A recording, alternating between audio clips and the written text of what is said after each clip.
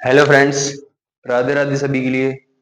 मैं मोहित कुमार आप सभी का यूनिक एकेडमी पर बहुत बहुत स्वागत करता हूं। अभिनंदन करता हूं और उम्मीद करता हूं कि आप सभी स्वस्थ होंगे, अच्छे होंगे। जैसा कि आपको पता है कि हम इस वीडियो में क्लास 10 का chapter number 3 pair of linear equation की तीसरी वीडियो आप देख रहे होंगे, जिसमें हमने इससे पहले दो वीडियो बहुत बेहतर तरीके से, बहुत बेहतरीन अंदाज में हमने सीखी हैं। इससे पहले हमने क्लास 10th का ही चैप्टर 1 और चैप्टर 2 बहुत अच्छे से डिस्कस किया है। तो मुझे उम्मीद है कि आप इन सारी चीजों को बहुत बेहतरीन तरीके से समझने का प्रयास करेंगे। और जो भी बच्चे तैयारी कर रहे हैं, जो 10th में आए हैं और अभी से वो जुड़ जाएं, अभी से अगर जुड़ेंगे तो वो आप उनसे बहुत आगे होंगे जो 1 से 1.5 महीने बाद तैयारी करने का सोचेंगे। ठीक है ना? तो इस बात का थोड़ा सा ध्यान रखेंगे। क्लियर है मेरी बात? बोलो हाँ या ना। तो मुझे उम्मीद है कि आप इस बात को समझने का प्रयास करेंगे। क्लियर मेरी बात? बोलो हाँ या ना। तो ठीक है, आगे क्या है? हमने यहां तक चीजें कर ली थी और हमने क्वेश्चन नंबर 5 देखना है। क्वेश्चन नंबर 5 क्या कह रहा है? Half the perimeter of the rectangular garden whose length for more than its breadth is 36 metre. Find the dimension of the garden. मतलब समझने का प्रयास करेंगे कि कोई रेक्टेंगुलर गार्डन है। कैसा है? कोई रेक्टेंगुलर गार्डन है इस प्रकार से, जिसकी लंबाई दोगुनी है। जिसकी लंबाई क्या है जी? दोगुनी है। जिसकी लंबाई है दोगुनी किससे? चौड़ाई से। इस तरीके से गार्डन एकदम एग्जैक्ट हमने बना दिया। ये है 4.2 और ये है 8.4। बात क्लियर है? तो इस तरीके का एक गार्डन है जिसकी अगर मैं लेंथ की बात करता हूं तो लेंथ है इसकी लेट, यहां समझ लीजिए लेंथ है इसकी, लेंथ है इसकी x और ब्रेड्थ है इसकी y। बात क्लियर है? मैंने मान लिया है। उसके बाद में क्योंकि मैं इसको वैसे भी किया जा सकता है कि दोनों सवालों में दोनों लाइन इसको हम x मान लें तो इसको x+4 माने तो भी सवाल हो जाएगा। बट हमें यहाँ पे दो वेरिएबल लेने हैं क्योंकि two pair of linear equation in two variable chapter का ही नाम है। तो इस बात का थोड़ा सा ध्यान में रखेंगे। बात क्लियर है मेरी? बोलो हाँ ना। ठीक है, तो मैं क्या बोल रहा हूं, लेट, और इसका जो पेरीमीटर है आधा, रेक्टेंगल का पेरीमीटर क्या होता है? 2l+b। लेकिन आधा पेरीमीटर क्या हुआ? l+b, जो कि कितना दे रखा है? 36 दे रखा है। बात क्लियर है? बोलो हाँ या ना। ठीक है, तो मैं क्या कर रहा हूं जी, let the length of rectangle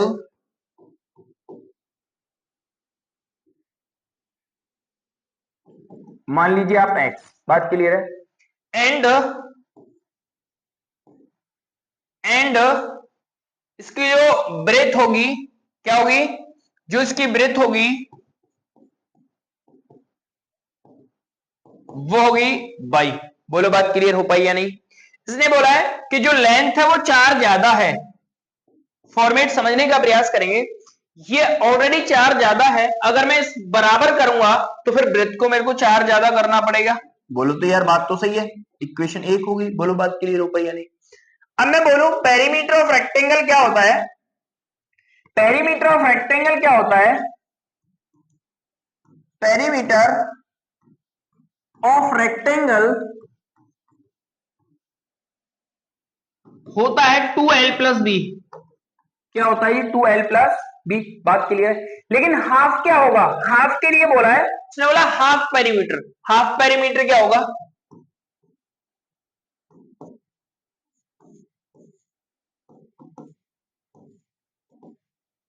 half perimeter होगा 2l+b अपॉन 2। इसका मतलब है l+b। बोलो बात तो ठीक है? बात क्लियर हो गई मेरी? बोलो हाँ या ना।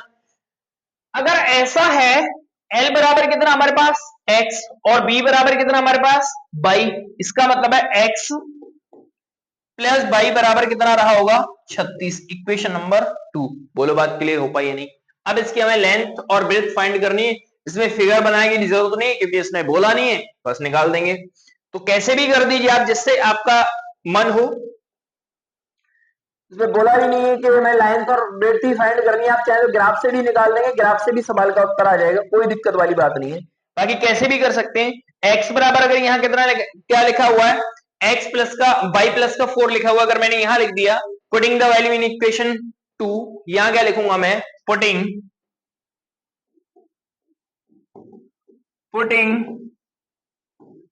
The value in equation 2। बात क्लियर है। Putting the value in equation 2, अगर मैं इसमें लिख दूंगा x बराबर y प्लस 4 प्लस y बराबर, आप बोलेंगे जी 36। बात क्लियर है। तो बाई और बाई कितने बाई हो गए, 2 बाई, और ये 4 इधर जाएगा तो कितना बचेगा, आप बोलेंगे जी 32 बचेगा, क्योंकि 36 में से 4 जाएगा तो 32, और 2 से इसको काटूंगा मैं कितने बार, 16 बार। इसका मतलब है कि बाई बराबर कितना आ गया, आप बोलेंगे जी 16। बाई बराबर कितना आ गया, 16। बात क्लियर है। अगर बाई बराबर 16 आ गया मेरे भाई, तो x बराबर कितना रहा होगा, x प्लस 16 प्लस बाई, मतलब कि 16 प्लस 4, मतलब कि कितना हो गया, लेंथ कितनी आ गई इसकी, x बराबर आएगा 16 प्लस 4 बराबर 20। मुझे उम्मीद है कि आप इस बात को बहुत बेहतर तरीके से समझ पाएंगे। बोलो बात क्लियर हो गई या नहीं। हिंदी वाले समझ लें, इसको परिमाप बोला जाता है, परिमाप बोला जाता है, इसको आयत बोला जाता है, ठीक है। और क्या है, इसको आधा बोला जाता है, और क्या, इसमें लेंथ को लंबाई बोला जाता है, ब्रेड्थ को चौड़ाई बोला जाता है। बस इसमें यही इंग्लिश थी और कुछ नहीं। यहां इसमें मान रखने पर समीकरण 2 में, समीकरण 2 में मान रखने पर, बस और कुछ नहीं, बाकी चीजें सब एक्स तो इंग्लिश में भी एक्स लिखा जाएगा, हिंदी में भी एक्स लिखा जाएगा, तो उसमें कोई मैटर करती नहीं चीजें। अब आए पेरीमीटर समझ लीजिए, पेरीमीटर होता क्या है।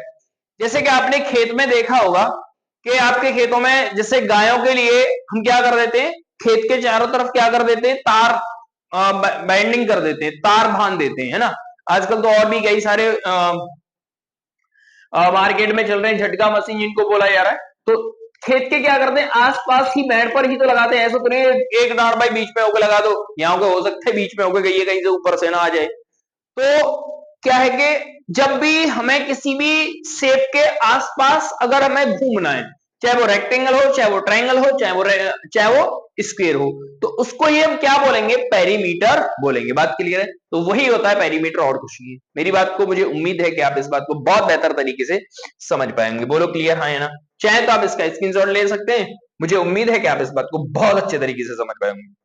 क्लियर मेरी बात मेरे भाई।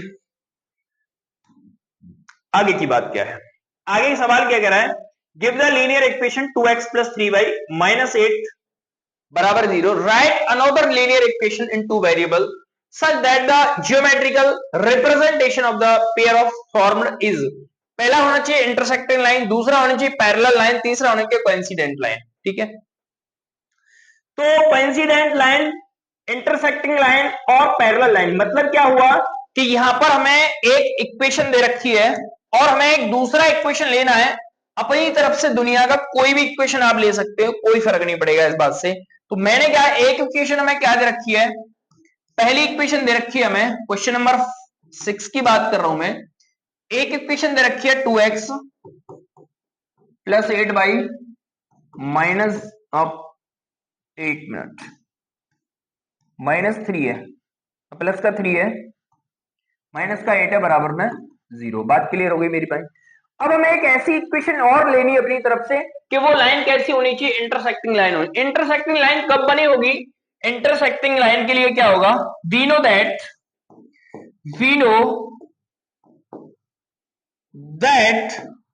The intersecting line,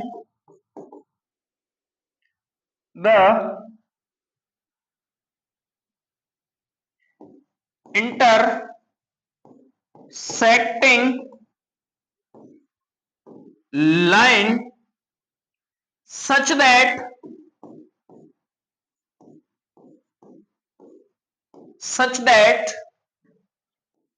a1 upon a2 बराबर नहीं होना चाहिए b1 अपॉन b2 के। बोलो बात समझ में आएगी नहीं आएगी?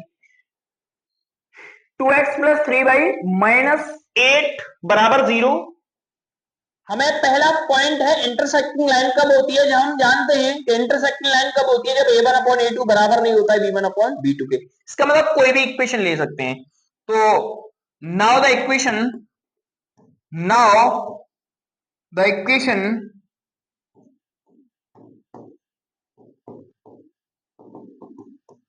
अनदर इक्वेशन लिख सकते हो यहां, अनदर इक्वेशन यह लिख सकते हो, अनदर इक्वेशन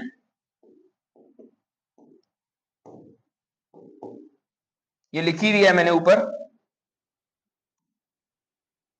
ठीक है। तो एक अनदर इक्वेशन क्या होगी, कोई भी ले लीजिए, जैसे कि मैंने यहां ले लिया 4x प्लस यहां ले लिया 7y माइनस यहां ले लिया मान लो 3 बराबर 0। तो आप क्या देखेंगे, a2 बराबर कितना है 4 है, b2 बराबर कितना है 7 है, a1 बराबर कितना है 2 है, a2 बराबर कितना है और b1 बराबर कितना है 3 है। तो क्या होगा, तो कंपेयर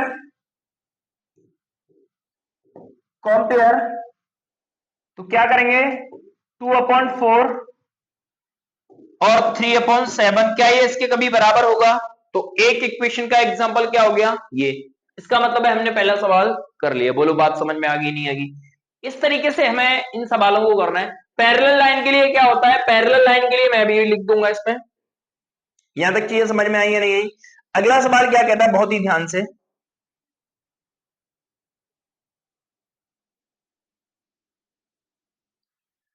अगला सवाल क्या कह रहा है, we know that the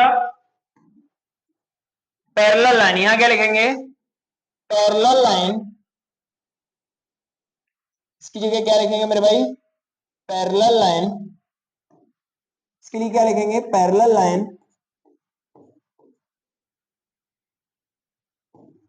parallel line such that a1 upon a2 बराबर होना चाहिए b1 अपॉन b2 के, बराबर नहीं होना चाहिए c1 अपॉन c2 के। बात क्लियर है? तो हमें ऐसा एग्जांपल लेना है। तो वन अनदर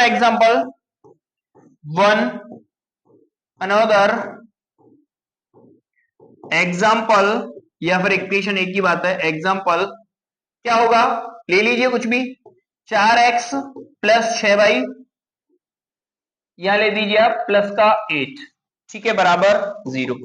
बात क्लियर मेरी, है ना? तो आप देखेंगे ये है a1, ये है a2 b1 और ये है c1, ये है a2 b2 और c2। बात क्लियर है? तो कंपेयर करेंगे भैया, कंपेयर कैसे होगा, 2/4 और 3/6 ये बराबर होगा क्योंकि, और ये बराबर नहीं होगा -8/8। बात क्लियर है? तो देखेंगे ध्यान से, इसने इसको काट दिया, बात क्लियर, इसने इसको काट दिया कितने बार, आप बोलेंगे जी 2 बार। तो क्या करेंगे यहाँ पे 1/2 बराबर है 1/2 के, लेकिन ये बराबर नहीं है किसके 8/8, मतलब कि आप यहां पे कर सकते हो -1/1 के। बात समझ में आ गई नहीं आ गई? तो ये एक और दूसरा एग्जांपल हो गया। चीजें क्लियर हो गई? बाकी आप यहां तक लिखें या ना लिखें, बस आपको एग्जांपल अपने दिमाग में लेके चलना है कि ये एग्जांपल होगा, क्योंकि एग्जांपल लेने के लिए बोला है, यहाँ पे सॉल्यूशन करके दिखाने के लिए नहीं बोला है। बात समझ में आ गई? बोलो है ना? तो मुझे उम्मीद है कि ये बात भी आपके बहुत बेहतर तरीके से समझ में आएगी। अब कोइंसिडेंट लाइन कौन सी होती है, कोइंसिडेंट लाइन होती है, उसके लिए कंडीशन क्या है, उसके लिए कंडीशन क्या है मेरे भाई, उसके लिए कंडीशन समझ लेंगे क्या है। उसके लिए कंडीशन है कि जी a1 अपॉन a2 बराबर है B1/B2 बराबर है C1/C2। बोलो बात क्लियर हो पाई या नहीं? तो फिर क्या करेंगे, one another example, another example. बात क्लियर मेरी, बोलो हाँ या ना? वन अनदर एग्जांपल क्या होगा,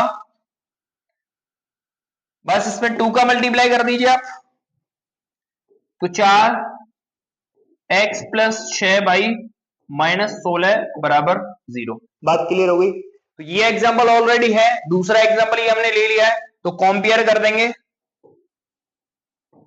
कंपेयर कैसे होगी, 2/4 बराबर होना चाहिए 3/6 के बराबर होना चाहिए -8/-16 बराबर है, क्योंकि इसने इसको 2 बार काटा, इसने इसको 2 बार काटा, इसने इसको 2 बार काटा, यहाँ माइनस से माइनस कट गया, तो यहाँ 1/2 बराबर 1/2 बराबर 1/2। तो बात समझ में आई या नहीं आई? इस तरीके से इसके एग्जांपल्स लेने थे, तीनों सवालों के उत्तर बहुत बेहतरीन तरीके से हमने समझाए। मुझे उम्मीद है कि आप इस बात को बहुत अच्छे से समझ पाए होंगे। क्लियर है नॉट? आगे बढ़ते हैं। आगे चीजें क्या करेंगे, आगे चीजें क्या है, ये कह रहा है draw the graph of the equations x minus y plus 1 बराबर 0, 3x प्लस 2y माइनस 12 बराबर 0, determine the coordinates of the vertex of the triangle formed by the using lines and the x axis and set the triangle's region। मतलब क्या है कि हमें ये points दे रखे हैं, इनके आधार पर हमें एक ग्राफ बनाना है। क्या बनाना है? ग्राफ बनाना है। और जब ये ग्राफ बनेगा तब एक ट्रायंगल भी बनेगा, और जो ट्रायंगल बनेगा उसको हमें शेडेड करना है, उसके एरिया को शेडेड करना है, और जो ट्रायंगल के पॉइंट होंगे उनको भी बताना है कि वो ट्रायंगल के वर्टिस कौन कौन से। बात क्लियर है मेरी, हाँ या ना? बहुत बेहतरीन तरीके से और बेहतरीन अंदाज में हम इस चीज को क्लियर करेंगे। इसके लिए हम क्या कर देते हैं, बैकग्राउंड चेंज कर देते हैं, क्योंकि हमें ग्राफ बनाना है। बात क्लियर हो गई? बात हाँ या ना? ठीक है मेरे मित्रों, क्या करेंगे, हमें इक्वेशन क्या दी हुई है, बहुत बेहतरीन तरीके से मैं इस सवाल को करने का प्रयास करूंगा। x माइनस वाई प्लस 1 बराबर है 0, इसका नाम है 1। दूसरा है 3x प्लस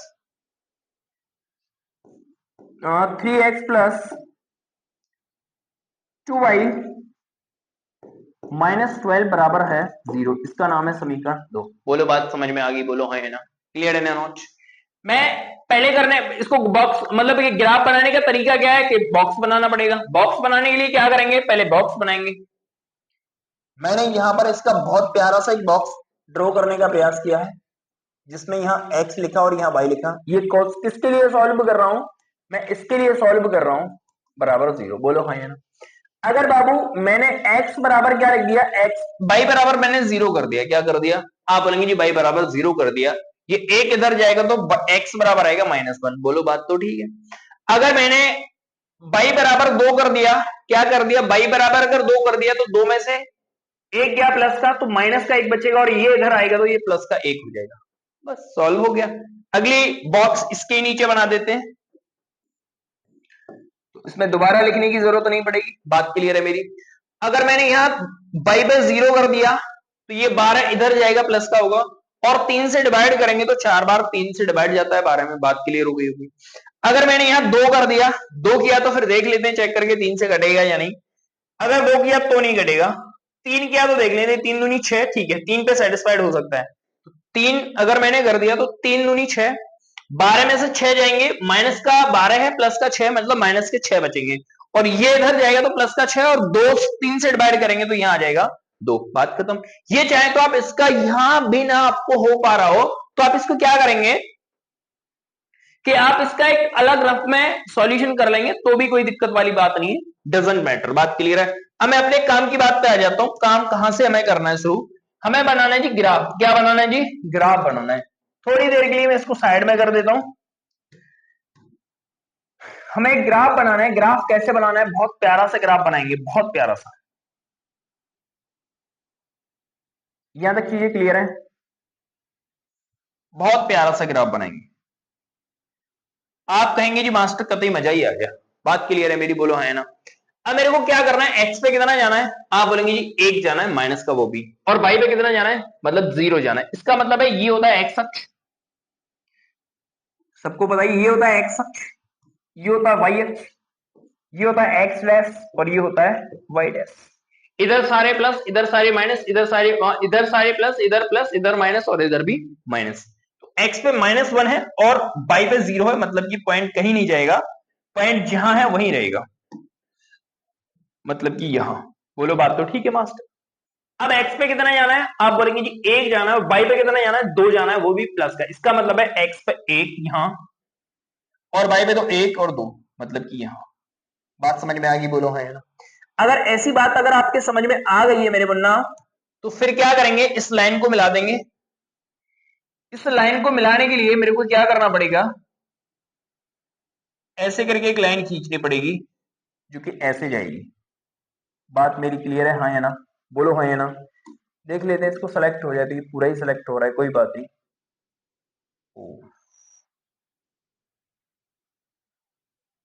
ठीक है, कोई बात नहीं, यहां तक चीजें क्लियर है। मैं क्या कर देता हूं, थोड़ी सी इधर बड़ी कर देता हूं इस लाइन को। ये डिस्टर्ब तो हो ही गई है, खैर हटा देते हैं एक बार। हाँ अब लगभग ठीक है। मैं क्या कर देता हूं, एक लाइन इधर बना देता हूं इसके। ठीक है, बात क्लियर हो गई मुझे उम्मीद है। ठीक है, बहुत ही ध्यान से। क्या ये हट सकता है, नहीं हटेगा। ठीक है, अब देखिए ये कौन सी वाली लाइन है मेरे मित्रों, ये लाइन है, ये लाइन है। आप यहां नाम दे दें इसको, कहीं भी नाम दे दें, x माइनस वाई प्लस 1 बराबर 0 वाली लाइन। बात क्लियर है। अब दूसरी लाइन क्या है, x पे कितना जाना है, आप बोलेंगे जी 4 जाना है, y पे कितना जाना है, आप बोलेंगे 0, मतलब y पे तो कहीं जाना नहीं है, x पे ही जाना है, कितना 4, 1 2 3 और ये 4, मतलब कि यहां, मतलब कि यहां। बात क्लियर है मेरी, बोलो हाँ है ना। ठीक है, x पे कितना जाना है 2 और y पे कितना जाना है 3, इसका मतलब है y पे 3 जाना है, y पे x 2 जाना है, 1 और 2, 1 2 और ये 3, मतलब कि यहां। बात यहां तक मेरी क्लियर हो पाई या नहीं हो पाई। तो मैं क्या कर देता हूं, इस लाइन को मिलाना पड़ेगा मेरे को, सीधी सी बात है, अब तक हम यही सीखते आए हैं। अगर मैं इस लाइन को इस लाइन से मिलाता हूं तो ये कुछ ऐसे दिखाई देगी, और एक लाइन ऐसे भी कर देते हैं ताकि ये थोड़ी सी सीधी और दिखे। तो आप मेरे मित्रों पहले तो ट्रायंगल के कोऑर्डिनेट यहां पर लिख दीजिए। ट्रायंगल के कोऑर्डिनेट ये कौन कौन से हैं, x पे 2 है और y पे 3 है, इसका मतलब 2,3, पहला आंसर। ये कौन से कोऑर्डिनेट है, x पे है 4 और y पे है 0, इसका मतलब 4,0। बात क्लियर है। और यहां है x पे कितना है 1 माइनस का, और y पे कितना है 0, इसका मतलब -1,0। मुझे उम्मीद है कि कोऑर्डिनेट आपके डेफिनेटली मैच कर रहे होंगे। फिर उसने क्या बोला है, vertex of the triangle formed by these the line and the x axis and the shaded triangular region। अब हमें किसको साइडेड करना है, ट्रायंगुलर रीजन को साइडेड करना है, और वो भी कितना साइडेड करना है, देखेंगे ध्यान से। इतना साइडेड करना है इसको। बात क्लियर है जी, मुझे उम्मीद है कि आप इस बात को बहुत बेहतरीन तरीके से समझ पा रहे होंगे।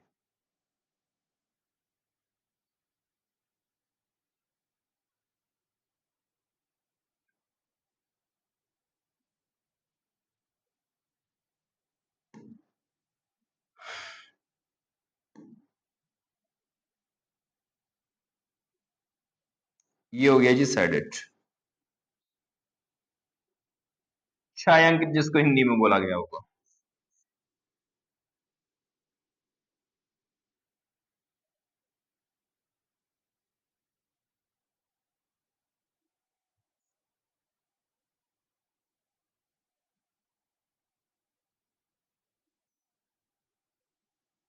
मुझे उम्मीद है कि आप इस बात को बहुत बेहतरीन तरीके से समझ पाएंगे।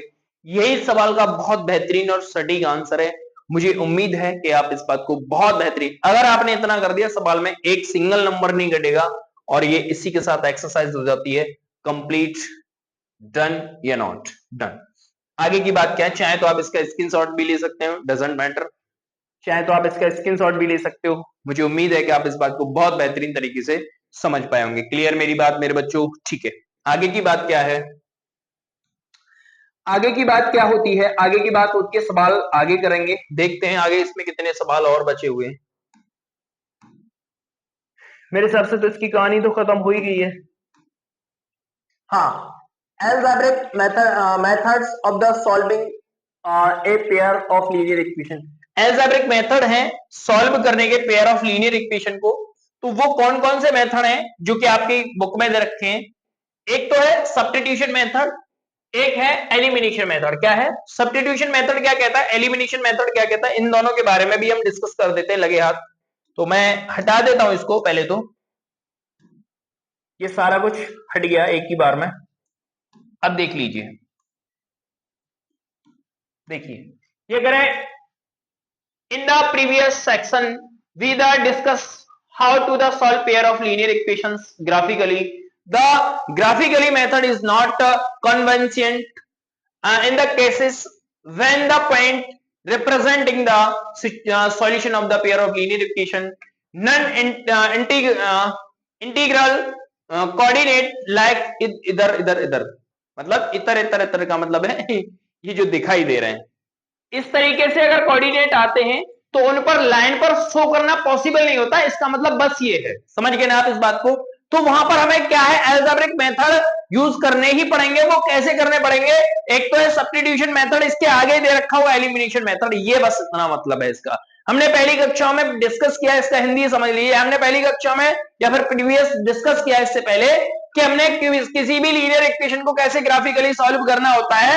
तो अब हमें क्या करना है, representing the solution linear equation non integral coordinate like, इस तरीके से। तो हम जब इस तरीके से कोऑर्डिनेट आ जाते हैं तो उनको सॉल्व करना थोड़ा सा मुश्किल हो जाता है लाइन पे, तो इसीलिए हमें एक सब्स्टिट्यूशन और एलिमिनेशन मेथड का यूज करना है, बस इतना बोला गया है। बोलो बात तो ठीक है मास्टर? समझिए इस बात को। इसका एग्जांपल ही कर देते हैं पहले। Solve the following pair of equation by the substitution method. Substitution method होता क्या है पहले तो ये समझ। सब्स्टिट्यूशन का मतलब है प्रतिस्थापन विधि। सब्स्टिट्यूशन का हिंदी में मतलब क्या है? प्रतिस्थापन विधि। प्रतिस्थापन का मतलब हो गया कि किसी एक वेरिएबल की वैल्यू अलग करके दूसरे वेरिएबल में पुट करना, यही सब्स्टिट्यूशन मेथड है, बस कुछ नहीं है। तो मैं पहले सवाल पे ही आ जाता हूं। पहला सवाल क्या कह रहा है आपका एग्जांपल? बैकग्राउंड चेंज कर लेता, जरूरत नहीं है, क्योंकि अब क्या कह रहा है? 7x minus 15y = 2, x plus 2y बराबर 3। इसको नाम देंगे हम 1 और इसको नाम देंगे हम 2। बोलो बात समझ में आ गई मास्टर? अब क्या करेंगे, किसी को भी आप चेंज करके किसी में भी कर सकते हैं। सब्स्टिट्यूशन करना है तो मैं करूंगा v the solution, v now the solution, इसको मैं इधर ले जाऊंगा। x बराबर होगा 3 माइनस का 2y, ठीक है। अब यहां लिखेंगे पुटिंग द वैल्यू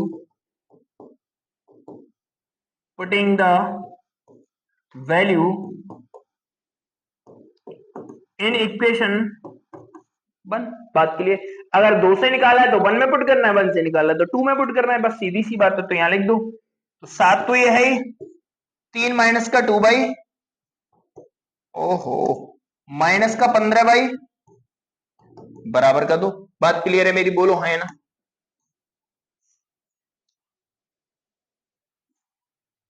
ये भी सेलेक्ट हो गया, ठीक है। तो देखेंगे मेरे बच्चों, ये क्या हो गया जी? इसका मल्टीप्लाई कर दो, 7 21 माइनस का 7 दूनी 14 बाई माइनस का 15y बराबर 2। बात क्लियर है? वेरिएबल के साथ कनेक्ट होगा, बाकी चीजें बाकी। ये कितने हो गए? आप बोलेंगे माइनस के 14 और माइनस के 15 माइनस के 29, इसको मैं इधर लाऊंगा तो ये होगा 21 माइनस 2 बराबर प्लस के 29, ये इधर जाएगा तो 29 बाई, इसका मैं डिवाइड करूंगा, यहां बचेगा 19 और इसका डिवाइड हो गया तो ये हो गया 29। इसका मतलब है बाई बराबर क्या आ गया जी? बाई बराबर आ गया 19/29। कहीं भी लिख दें आप, यहां लिख दें इसमें, putting the value in equation, putting the value या फिर रिप्लेस द वैल्यू, एक ही बात है। पुटिंग द वैल्यू, तो क्या होगी, x -3 बराबर 2 गुणा कितना हो गया जी, 19/29। देखेंगे ध्यान से, 29 या 87, 19 दूनी 38/29, कितना बच गया, यहाँ 9, यहाँ 7 में से 3 गया तो 4/29, ये x की वैल्यू है। तो आप मैच करेंगे, x बराबर कितना है 49/29, y बराबर कितना है 19/29, तो देखिए यही सब्स्टिट्यूशन मेथड है। इसमें स्टेप भी, we pick either the equation and write in one variable term, let the consider the equation. ये हमने क्या कर दिया है, इसको इधर ले गया, उसके बाद यही सब सॉल्यूशन है। Substitute the value of x in equation first, substitute किए इसकी इक्वेशन फर्स्ट में वैल्यू जो ऊपर हमने मानी है, ठीक है। उसके बाद ये सॉल्यूशन है।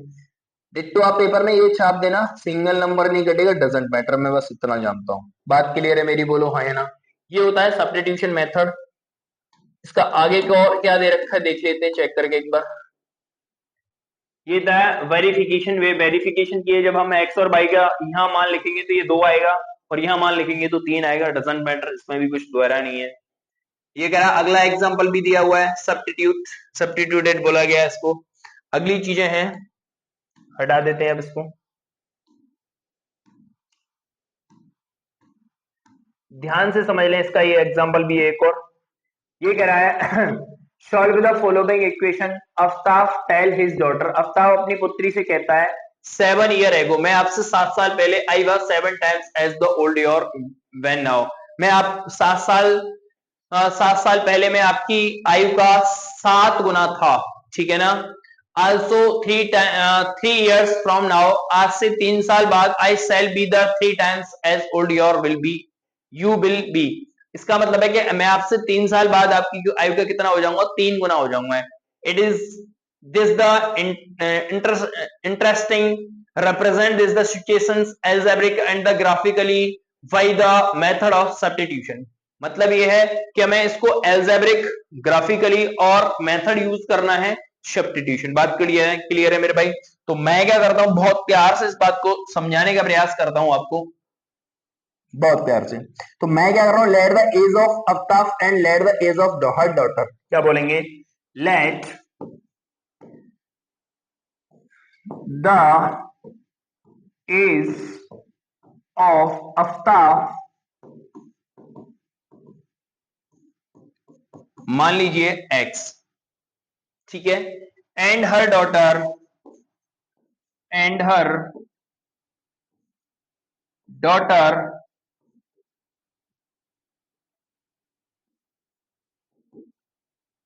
मान लीजिए भाई। बोलो बात क्लियर हो गई। अब ये कह रहा है, अगर मान लीजिए आज मेरी उम्र है 25 साल और मेरे भाई की उम्र है मान लीजिए 23 साल, अगर मैं बोलूं आपसे कि 7 साल पहले मैं कितने का रहा हूंगा, आप बोलेंगे जी 7 साल पहले आप 18 के रहे होंगे। मेरा भाई 7 साल पहले कितने का रहा होगा, आप बोलेंगे जी 16 के रहे होंगे। इसका मतलब है कि जब तक ये धरती आसमान जमी रहेगा, तब तक जिसकी आयु जितनी निर्धारित कर दी गई है, जितनी आयु में अंतर है, वो हमेशा उतना ही रहेगा, चाहे ये समय कितना भी क्यों ना बदल जाए। बात क्लियर है। तो जब मैं इसको 7 साल पहले लेके जाऊंगा तो इसको भी 7 साल पहले लेके जाऊंगा, तो ठीक है। Age of the 7 year ago, age of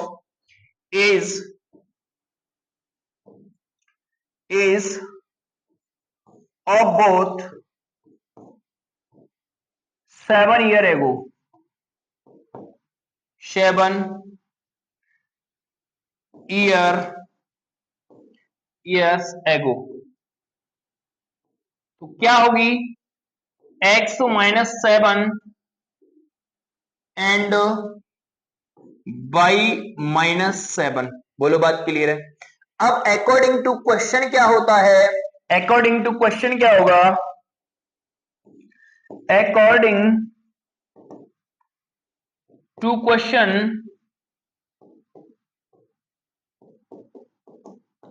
according to question क्या है, ये 7 गुना है। क्या है ये? 7 गुना है। तो पुत्री को अगर मैं बराबर करूंगा तो मेरे प्यारे बच्चों क्या होगा, मेरे प्यारे बच्चों क्या होगा, x माइनस 7 बराबर करने के लिए मेरे को, बराबर करने के लिए मेरे को इसको 7 टाइम्स करना ही पड़ेगा। ये और कोई तरीका नहीं है। बात क्लियर है? पहले मैं इसको ही सॉल्व आउट कर देता हूं। x माइनस 7 बराबर 7 y माइनस 49। ठीक है, तो इसको मैं सॉल्व आउट करूंगा, इसको मैं इधर ले जाता हूं, इसको मैं इधर लाता हूं, ये प्लस का हो जाएगा तो 49 में से 7 जाएंगे तो 42 बचेंगे और ये इधर हो जाएगा। मतलब क्या है कि 7y माइनस एक्स बराबर 42। इसको नाम दे देंगे हम इक्वेशन 1। पहली कंडीशन हमने सॉल्व आउट कर ली है। बोलो बात तो समझ में आ गई भाई? बात क्लियर है मेरी? बोलो हाँ या ना। ठीक है जी, इसको थोड़ा सा हम ऊपर खिसका देते हैं। पहले इसको इधर कर दो, अब तो होगा नहीं है।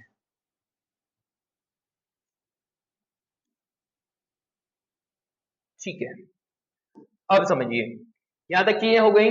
अब ये क्या कह रहे हैं, एज ऑफ बोथ 7 ईयर एगो, दोनों की 7 साल पहले की आयु, और age of both after 3 year, after 3 year, age of both, यहां लिखेंगे age of both from now या फिर आफ्टर 3 ईयर। तो दोनों की 3 साल बाद क्या होगी, x plus 3 and y plus 3। बोलो बात तो ठीक है? अगर मैं क्या करता हूं, अकॉर्डिंग टू क्वेश्चन क्या होगा, अकॉर्डिंग टू क्वेश्चन क्या होगा,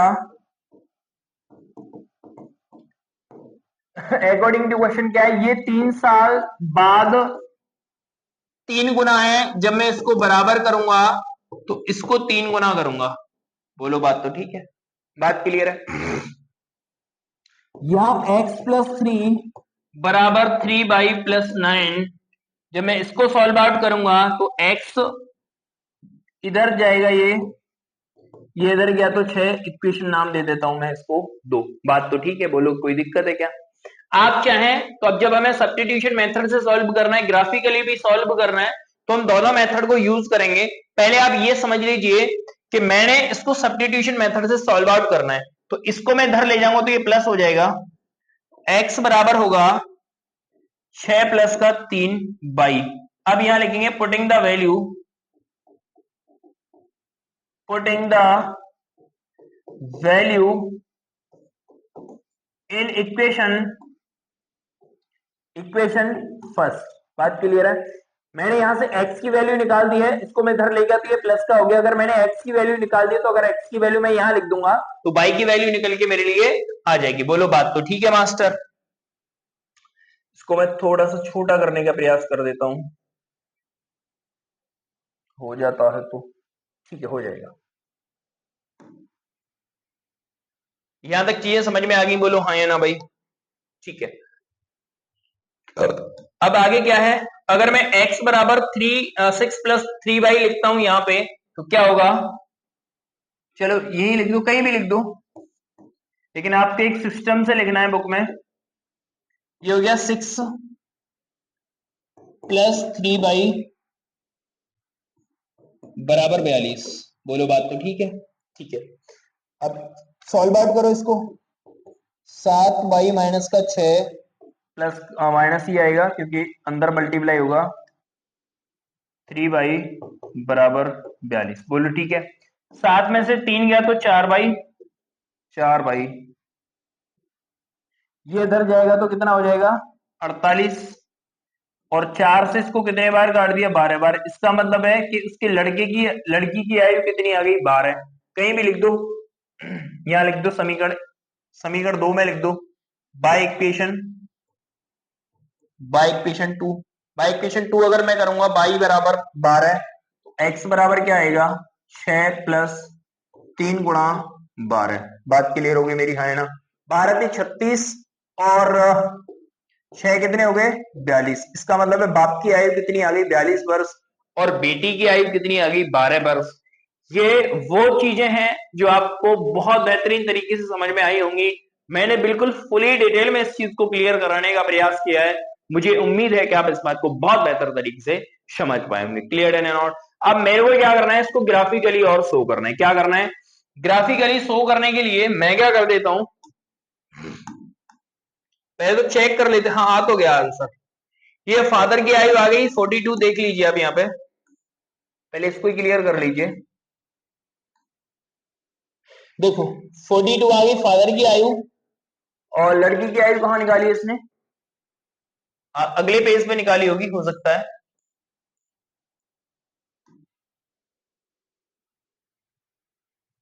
यहाँ और डॉटर की आयु आ गई 12 वर्ष। तो the age of Aftab and age of her daughter, तो कितना आ गया 42 एंड 12 ईयर एल्ड रेस्पेक्टिवली, दोनों ही 42 साल और 12 साल के हैं, जो कि हमने यहाँ पे निकाल दिया है ऑलरेडी। बोलो बात तो ठीक है मास्टर, मजा ही आ गया कतई। इसकी तरफ हमने देखा भी नहीं है, ना ही इसके आधार पर हमने सवाल किया, अपना सवाल अपने हिसाब से किया है। मुझे उम्मीद है कि आप इस बात को बहुत अच्छे तरीके से क्लियर कर पाए होंगे। अब मेरे को इसको ग्राफिकली शो करना है, तो मेरे को क्या करना पड़ेगा, एक अलग से पेज लेना पड़ेगा। पहले तो मैं इस पेज को कॉपी कर देता हूं आगे वाले पेज पे। चलो न्यू पेज, ठीक है।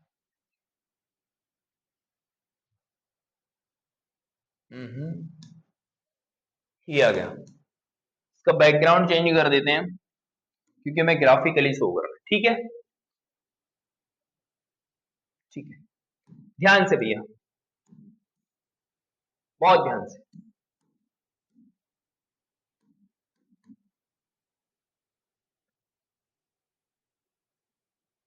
हमने इक्वेशन ऑलरेडी बना ली थी, ये तो इससे आगे आ गया।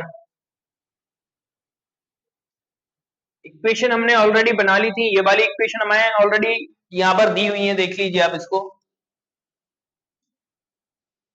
यहां पर कौन कौन सी इक्वेशन है हमारे पास? एक तो है 7 बाई माइनस एक्स बराबर 42 है, ठीक है, मैं लिख देता हूं उसको।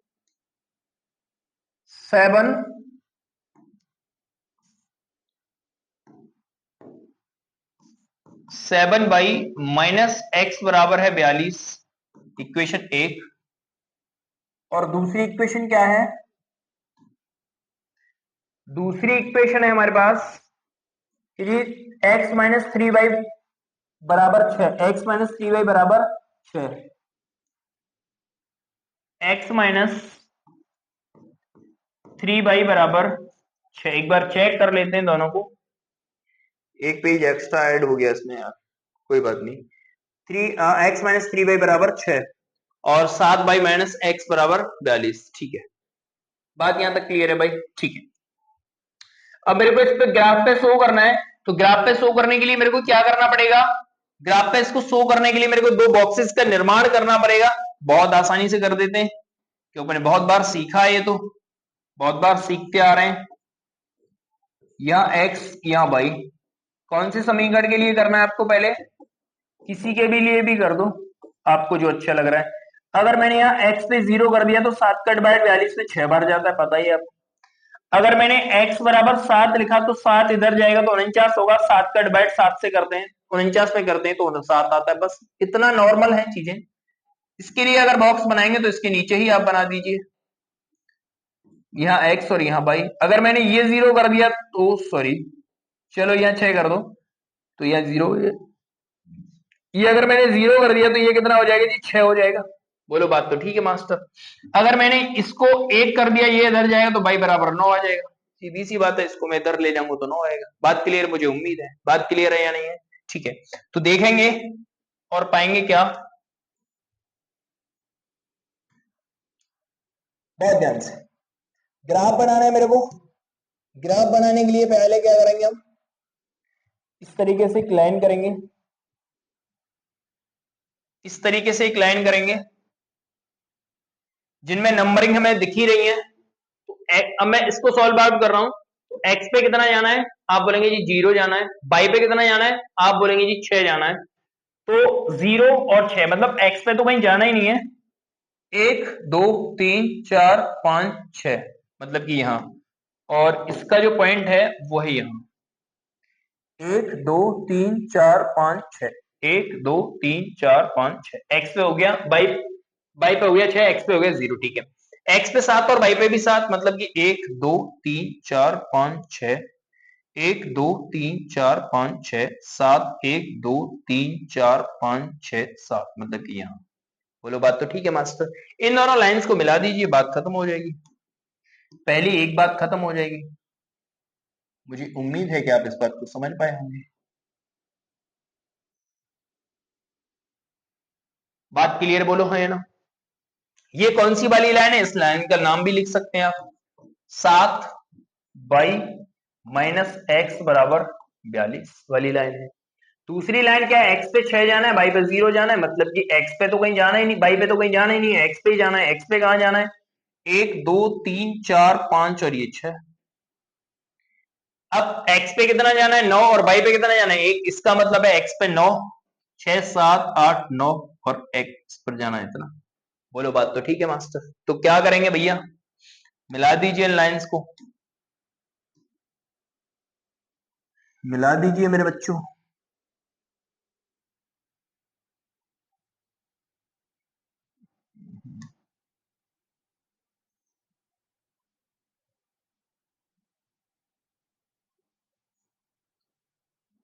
अब देखेंगे ध्यान से, जब मैं इस लाइंस को आगे बढ़ाता जाऊंगा तो ये एक ऐसी जगह जाके मिलेंगे कि x पे तो आए, बाई पे तो आएगा 42 12, बाई पे कितना आएगा 12 और x पे कितना आएगा 42। चाहे तो आप इसको कितना भी बढ़ा लीजिए, ये एग्जिट वहीं जाके इंटरसेक्ट करेंगे एक दूसरे को, कि x पे तो 12 आ जाए, हाँ x पे तो बाई पे तो 12 आ जाए, क्योंकि बाई हमने किसकी वैल्यू लिखी है, लड़की की लिखी है, और x पर कितना आ जाए 42 आ जाए। ये इस सवाल का ग्राफ है। मुझे उम्मीद है कि आप इस बात को बहुत बेहतर तरीके से समझ पाएंगे। इसका नाम भी कर देते हैं आप, इसका नाम है, इसका नाम क्या है इस वाली लाइन का, x 3 बाई माइनस का x बराबर 6, ये वाली लाइन है। कोऑर्डिनेट भी लिख सकते हो आप, यहाँ पे लिखना चाहें तो ये कौन सा कोऑर्डिनेट है, x पे कितना है, बाई पे कितना है 1 2 3 4 5 6, तो ये 0,6। ये कौन सा कोऑर्डिनेट है, 1 2 3 4 5 6 मतलब 6,0, बस बात खत्म। तो मुझे उम्मीद है कि इस तरीके से आप इसको बहुत बेहतर तरीके से समझ पाए होंगे। इसमें क्या फिगर बना रहा है, फिगर तो शायद नहीं बना रहा होगा, फिगर नहीं बना रहा है, ये कह रहा है verify the answer checking the satisfaction satisfied the coordinate of the given problems. तो आप इसको सेटिस्फाइड कर सकते हो, जो प्रॉब्लम्स हमने दी हुई है उनकी वैल्यूज इनमें पुट करके, तो सेम आएंगे, कोई भी बदलाव यहाँ पर और कोई हो सकता नहीं है। बात क्लियर है मेरी, हाँ है ना। अगला एग्जाम्पल क्या कहता है, in a shop the cost of 2 pencil and 3 erasers is 9 and the cost of 4 pencil and 6 erasers is 18. Find the cost of each pencil and eraser. हमें सबकी कॉस्ट बतानी है, इरेजर की और पेंसिल की, ठीक है ना। तो मुझे उम्मीद है कि आप इस बात को बहुत बेहतर तरीके से समझने का प्रयास करेंगे। ध्यान से, ध्यान से क्या कह रहा है ये, let the cost of one pencil, पहले पेंसिल है ना, पहले पेंसिल है, ठीक है, पेंसिल मान लो x, बात क्लियर है। एंड इरेजर क्या है, इरेजर है, इरेजर है, एंड इरेजर कॉस्ट यहां लिख दिए, and cost of one, cost of one eraser, ठीक है, तो वो क्या होगा बाई। बोलो बात तो ठीक है। अब क्या कह रहा है, कितने कितने पेंसिल खरीदे उसने, 2, इसका मतलब है इक्वेशन क्या बनेगी 2x, क्योंकि एक की x है तो 2 की 2x हो गया। फिर क्या है, 3 इरेजर है, इसका मतलब है प्लस का 3 बाई कॉस्ट कितनी हो गई 9, बोलो कोई दिक्कत ही नहीं है। अगला कह रहा है 4 पेंसिल है, 4 का मतलब हो गया 4x हो गया। फिर कह रहा है 6 इरेजर है, इसका मतलब 6 हो गया, और यहाँ कह रहा है कितना 18। तो आप देखना एक बात, यहां से अगर मैं 2 कॉमन ले लेता हूं तो यहाँ क्या बचेगा 2x प्लस 3y बराबर 18। 2 से इसको काट दिया तो 2x प्लस 3y बराबर 9। आप देखेंगे ये इक्वेशन और ये इक्वेशन क्या है, इक्वल है। तो equation 1 and 2 both are equal, so hence it is not possible that determine the number cost of one pencil and cost of one eraser। बात क्लियर, यहाँ पे ये लिख रहा है this the situation is the t for all values, सबके लिए ये क्या होगा, सही होगा। however we do not get the satisfied value, लेकिन हम इसकी क्या सेटिस्फाइड वैल्यू नहीं निकाल सकते हैं of x solution, therefore we can not the obtain the satisfied value of x. ना तो हम एक्स की कोई सेटिस्फाइड वैल्यू बता सकते हैं और ना ही बाई के हम सेटिस्फाइड वैल्यू बता सकते हैं। This the situation has the arise because both given equation are same. ये चीज मैंने बोल दिया, बस यहां से लिखना है तुम्हें। यहाँ it is not possible that determine the value of each because both equation are same. बस इतना लिखने के बाद चीजें बस हो जाएंगी। तो द इनफाइनाइटली मेनी सॉल्यूशन, इसके क्या होंगे, इस इनफाइनाइटली मेनी सॉल्यूशन आएंगे क्योंकि दोनों ही इक्वेशन बराबर हैं। ये चीज मैंने पहले ही क्लास में बोल दी थी कि जब दो इक्वेशन बराबर, दो वेरिएबल दे रखे हो और एक इक्वेशन दे रखी हो तो वहां पर मेनी इनफाइनाइटली सॉल्यूशन आते हैं। तो मुझे उम्मीद है कि आप इस बात को बहुत बेहतर तरीके से समझ पाए होंगे। बात क्लियर हो गई मेरी, हाँ या ना? ठीक है। फिर कह रहा है two trials are represented by the equation. हमें दो ये दे रखे हैं cross, we will rails cross each other, वो एक दूसरे को क्रॉस करते हैं। Two rails are the represented by the equation, दो रेल है, will be rails the cross each other, एक दूसरे को क्रॉस करती इस तरीके से। There the linear equation form ये है, तो हमें दोनों की क्या बतानी है, सब्स्टिट्यूशन मेथड से बतानी है चीजें। तो देखेंगे क्या है, क्या दे रखा है, x प्लस 2y माइनस का है मास्टर बराबर 0। फिर है जी 2x प्लस 4y माइनस है 12 बराबर है 0। तो कैसे भी कर दीजिए आप, जैसे तुम्हारा दो यहां से कॉमन ले लीजिए पहले, तो x बराबर 2y, दो यहां से भी कॉमन आ जाएगा बेसिकली, तो यहां बचेगा माइनस 6 बराबर 0। ये 0 में पहुंच गया और 6 को भी इधर पहुंचा दीजिए आप, तो ये क्या दिखाई देगा आपको, x प्लस 2y बराबर 6। यहां से निकाल दीजिए आप मान, इसको आप नाम दे दें 1, इसको आप आगे ले जाएं बढ़ा के, तो x बराबर 6 माइनस का 2y। Putting the value in equation 1, putting the value in equation 1, putting the value in equation 1। बात क्लियर है, इन इक्वेशन 1। तो क्या करेंगे, यहां लिखेंगे, जब यहां लिखेंगे तो x बराबर ये दे ही रखा है, तो यहां लिखेंगे 6 माइनस का 2y प्लस का 2y, यहीं ये तो कट गया,